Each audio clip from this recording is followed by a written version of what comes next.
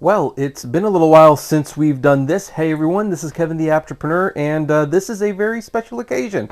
I said I was taking a break to not do any videos until at least October, but I did say if there was a unique situation, something that I just really had to talk about, I would actually do that, although I didn't want to set everything up and make it all fancy, so that is why we are doing it handheld. Also, I can show you my new chinchilla, Minnie.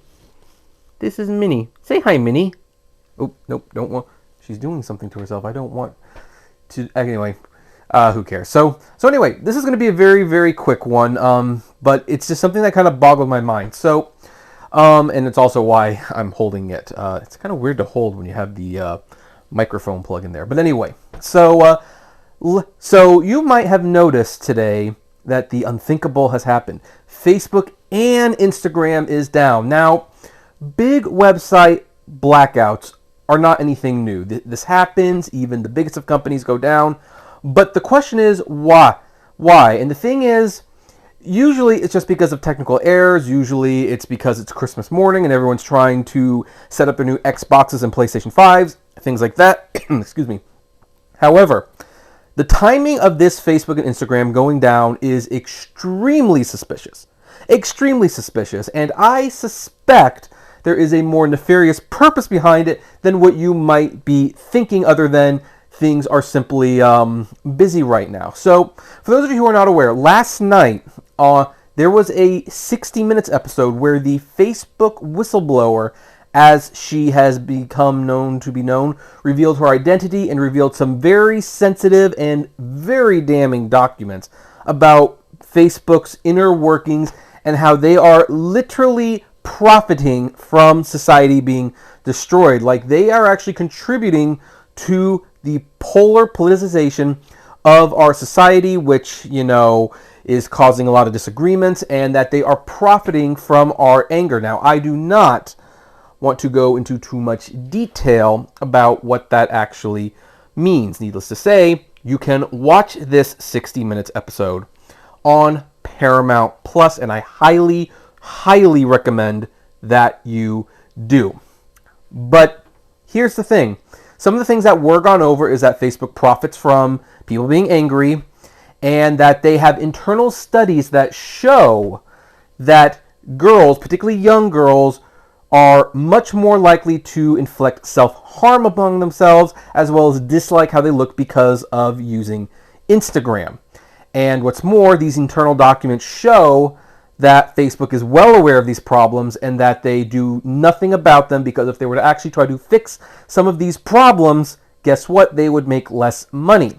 Now, what's really interesting, this is not completely new. If you watch the Netflix documentary, The Social Dilemma, which I highly recommend, I actually selected it as the best film of 2020, kind of out of necessity because of the message rather than for any pure entertainment value. If you want to watch a movie that is purely there because you want to, watch a fictional movie, The Father was my number 2 pick. Just throwing that out there. But anyway, this whistleblower kind of, validated that documentary was in fact correct. So it's very interesting that the day after this 60 Minutes this interview comes up, that the next day Facebook and Instagram is down. Now, I have read jokes on Twitter that the hackers decided, we need to take this literally and we have to take Facebook and Twitter down. But I don't think that's what's going on. And it's not like Facebook and Twitter would be getting a whole lot of extra traffic than they normally would have already. They have 6.2 billion users, and it is a staggering amount of the population.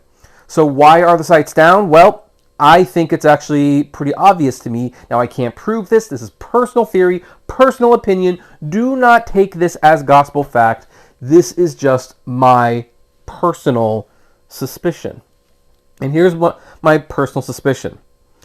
I think Mark Zuckerberg ordered Facebook and Instagram to be taken down immediately, and I do not believe those sites will be going up for a couple days. Now, why would they do that? What would taking down those two sites for a couple days accomplish? Does it show that Facebook is, being socially conscious? Are they going to come out and make an announcement that they are going to try to improve?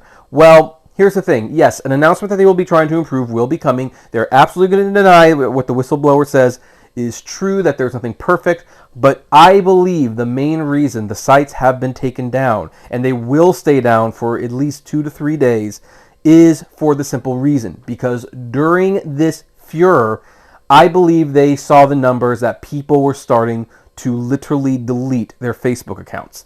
Yes, hashtag delete Facebook and hashtag delete Instagram have trended before. But you see a story like that and you realize what this site is actually doing to yourself, and people probably did start deleting their Facebook and Instagram accounts. In fact, parents might have even forced their kids to delete their Instagram accounts. And so to stem off having too many canceled accounts and too many closed accounts, Facebook decided to simply take the sites offline. They will probably stay offline for 2 to 3 days, and when they come back, hopefully in their minds, those 2 to 3 days will have been enough for people to have forgotten about this 60 Minutes interview, and maybe they will feel less inclined to close their accounts. Heck, with the site being down for 2 to 3 days, people might even decide they miss the sites, and therefore their original idea to close the accounts, maybe that was being a little too hasty. Maybe they don't want to do that anymore. And so that's what I believe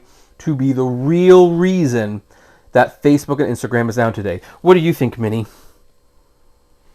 Minnie agrees with me, of course. So anyway, that's going to be my video, and yes, we are still on track to return to regularly scheduled content in maybe mid-October. It's not going to be the beginning of October like I originally thought, but mid-October we do have some excellent videos coming.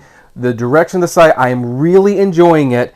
And interestingly, even though we are taking the site in a new direction, it might still hold value for people who like rideshare, just in a very, very different way. So anyway, I will be giving you an update video on that soon. Thanks for being patient. Thanks for staying subscribed. Thanks for the likes. Thanks for everything. And thank you for understanding as I took this little break. I have to say, I've really missed doing YouTube.